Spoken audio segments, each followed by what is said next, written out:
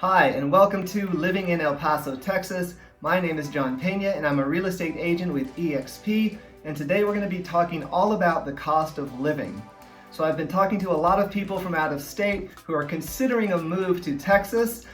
Texas is quite honestly a very popular state to move to right now. You've been hearing probably a lot in the news, perhaps, about the mass exodus from California, but I've also been talking to people from Florida, New York, and while a lot of those people aren't talking necessarily about moving to El Paso, they are talking about moving to Texas. We've got a lot of great cities here in addition to El Paso. Dallas-Fort Worth is blowing up. Austin is super cool. San Antonio is great. Houston remains a popular destination for people.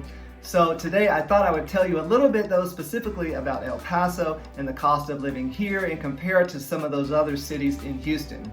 So to do that, we're going to use what is called the cost of living index, and it's based on a United States average of 100. So let's say that we have a city called Average America, your average American city. That town, Average, has a 100 score for everything: groceries, utilities, housing, transportation, healthcare. So, as an example, if you went to buy groceries in Average USA and you spent $100, and then you went to another city that say had a grocery cost index of 75, you would spend $75 for those exact same groceries. Whereas if you went to another city that had a grocery cost index of, let's say, 150, you would pay $150 for those exact same groceries that you spent $100 in Average USA. So that's kind of how the cost of living index works. And so let's go ahead and jump in, take a look at El Paso. So you can see that overall El Paso scores about 81.4. So in El Paso, those same groceries that cost you $100 in Average, those same groceries would cost you $81. So that's a savings right there for you. Texas is doing pretty good as well. It's below the national average, so those same $100 of groceries in Average USA would cost you about $94. So just making sure I have those numbers right. So now you can see the other categories, and El Paso and Texas I think do pretty well, but I really wanted to highlight housing and transportation. And yes, I'm a real estate agent, and yes, I'd love to sell you a home, but the housing one really sticks out. So the housing stat for El Paso is 56.5. That means that, let's say that you in Average USA, our make-believe city where everything is 100 right down the line, in Average USA, let's say that you bought a small house for $100,000. That exact same house in El Paso would cost you $56,500. I mean, pretty remarkable. So, the other stat that stuck out to me, I thought, was healthcare. So the cost of healthcare, 86.7, definitely below that US average. And as we all know, healthcare costs are creeping up for all of us and becoming a bit more of a financial burden perhaps than they were a couple decades or so ago. So that's El Paso in a nutshell. Now if we go ahead and compare that to Houston, the ones that I thought were pretty interesting for Houston overall, 96.5, pretty good, still below 100. Housing, now you've stepped up a notch. So now that $100,000 house in Average that cost you $56,000 in El Paso, it costs you $80,000 in Houston. So the other stat, and now mind you, I grew up in Houston, kind of outside Houston in a little town called New Caney, but we drove into the city very, very frequently. So I grew up with Houston traffic. So the stat that I think stands out there is in Houston, the transportation score, 119. That is above 100, and that is not good. If you love traffic and you like sitting in bumper to bumper traffic, that's great for you. Anything over 100 is going to be right up your alley. But if you are not into traffic, it's not good. You want a transportation score under 100, which is of course what El Paso has, 91.9. We do not have nearly the traffic that Houston does, so that's certainly one thing to consider. And by all means, I understand that there are trade-offs. El Paso is a smaller city. We're still under 1 million. Houston is a much larger city, and what do you get with a much larger city? More stuff, more culture, more arts, more restaurants, all of that stuff. So I understand that, this is, I'm tailoring this to portray El Paso in the greatest light possible. Of course I am. That's my job, quite honestly, and I believe that El Paso is a great city, but I do understand that there are certainly going to be trade-offs. So with that said, let's take a look at the Dallas area. Now I thought it was pretty interesting that Dallas and Houston pretty much stacked up pretty close. So Dallas overall score, it broke that 100, so now things are getting a little more expensive than the national average, but honestly not that much more. Housing jumped up a little bit from Houston, so that $56,000 house in El Paso, that costs you almost $93,000, whereas it cost you about $80,000 in Houston. So housing is going to be more expensive in Dallas. Transportation, unfortunately, that's about the same, 117. That over 100 score means that there's going to be more traffic. My wife was doing a lot of traveling to Dallas-Fort Worth a couple months ago, and she certainly can vouch for the notion that there's a bit more traffic. But Dallas-Fort Worth is a really popular area. It like I said earlier, it is really blowing up, so there must be something there. So speaking of something there, Austin, let's take a look at Austin. Now, I love Austin. It was one of the cities that we seriously thought about moving to. One of my best friends lives there. I've spent a lot of time there. I'm a former music teacher and musician. I love music. South by Southwest is so cool.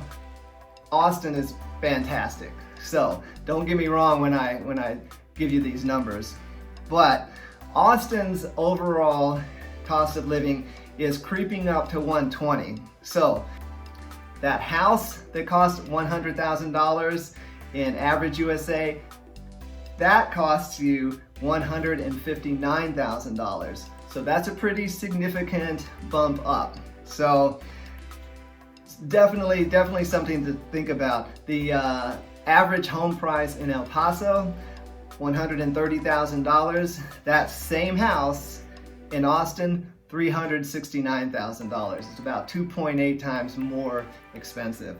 So you're certainly going to get more bang for your buck in El Paso than you will in some of these other cities. But again, I'm not a fool. I understand that it's a trade-off, and the coolness factor that you get in a city like Austin is hard to beat. But if the coolness factor isn't all that important to you, or the most important thing to you, then some of these financial considerations might come into play for you. So I think they're interesting to take a look at regardless. So let's go ahead. That's kind of the cost of living analysis. Let's go ahead and talk specifically about El Paso. Rental prices in El Paso. So on this chart, the orange is for the El Paso average, dark blue is for the El Paso metro average, blue is the Texas average, and then the light blue is the US average. So you can see how El Paso ranks in the rental game. Interesting point, studio apartment you can get, this says for about $590 compared to $738 for Texas, $821 is the national average, so considerably less money there. A 2-bedroom for under $1,000, that's pretty remarkable nowadays.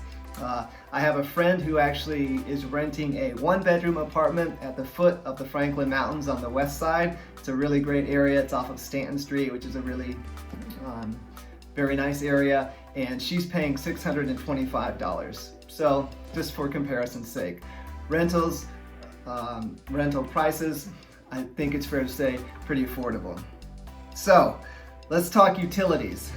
The dreaded utilities. So in El Paso, we've got electric, we pay for our water, and our water includes our sewer and garbage collection, and then we also pay for our gas. So again, these are stats that I found. I tried to find the most reliable sources for you.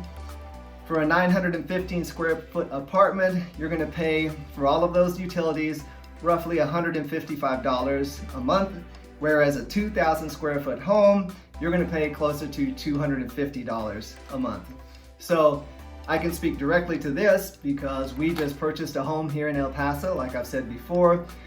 My first electric bill was about $110. Mind you, that was in the summer in El Paso when it was pretty darn hot. That was offset by my $25 gas bill. So my water bill, definitely steeper than what I've paid in other places, was around $90.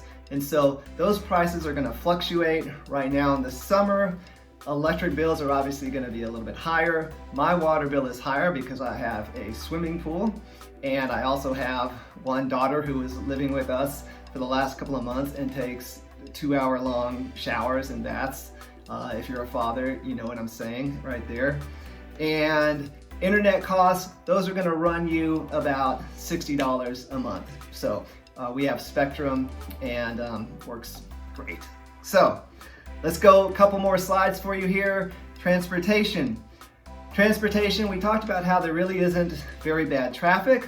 We certainly do have our fair share of road construction here in El Paso, which I'll talk about in another video.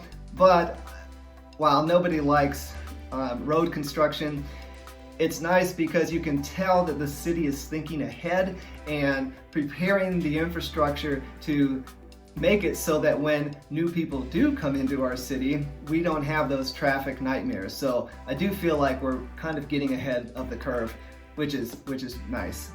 We have a really fantastic transportation system. Sun Metro monthly pass will cost you $48. Not too bad. We also have these old streetcars that the city used to have, and then they junked them, but then several years back they renovated all of them. They're super awesome. They run downtown. I was going to include a picture, but I couldn't find one that was not copyrighted. But if you're really interested, Google El Paso streetcar. They're super cool. I love the colors that they chose for them too. So, childcare. Now, this is a huge spread, $500 to $1,000 a month. I didn't want to give you a really tight number because honestly, I couldn't find data that really seemed to be legit on this topic, and I don't want to mislead anybody. My children are grown, so I haven't done childcare costs for a very long time. So I gave you a really big stretch there. I've said this before, El Paso is really into education, family, so I do believe that the quality of the childcare here is top notch. As far as the price goes, I'm sorry I couldn't give you a better idea about that. Like I said, I don't want to mislead anybody there. So, one more thing, you work, so of course, what do you want to do when you work? You want to enjoy some of the fruits of your labor, which might mean going out to eat, going for entertainment. So just a couple little stats here. The average meal for one, $10. This is legit true. There are food trucks around here. There are tons of Mexican restaurants around here, and the prices are very affordable. So I can vouch for that one. A meal for two at a mid-range restaurant, it's gonna run you about $30. You're gonna wanna probably grab yourself a beer from time to time, a domestic beer, $2.68, pretty awesome. And the average movie ticket, about 10 bucks. So, that sort of takes us into our last slide, which is just a reminder that in Texas, we remain one of the 7 states with no income tax. So that's going to save you a significant amount of money. So with all of that, I hope that gives you a great idea of the true cost of living in El Paso, Texas. Obviously, these are all numbers that are going to fluctuate just a little bit. but I tried my best to find you the absolute best information and deliver it to you in a way that was meaningful for you. So I hope that you found that useful, and if you did, I would encourage you to subscribe to the channel. I put out new videos every single week. So click the notification button and you'll receive a notification of when a new video comes out. Other than that, if you are considering a move to El Paso, by all means, I would encourage you to reach out to me. I am a real estate agent. It would be my greatest desire to help you find your dream home in El Paso. Thank you so much, and we'll see you next time.